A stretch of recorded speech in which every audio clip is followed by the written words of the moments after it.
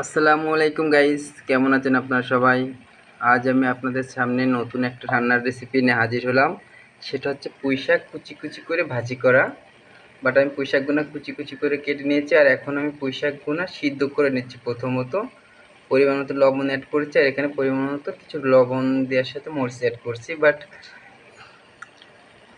সিদ্ধটা হয়ে গেলে আমি গাইস দেখেন আমার এটা সিদ্ধ করা হয়ে গেছে। বাট আমি এখন এটাকে তেলের উপরে দিয়ে দিচ্ছি।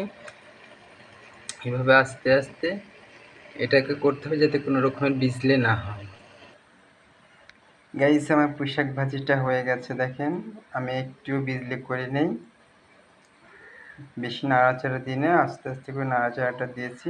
বাট আপনারা চাইলে এটা আমি যেভাবে টিপসটা বললাম এভাবে করে খাইতে পারেন। আমার ভিডিওটা ভালো লাগলে অবশ্যই আপনি লাইক কমেন্ট করবেন। আপনারা সবাই ভালো থাকবেন। আল্লাহ হাফেজ।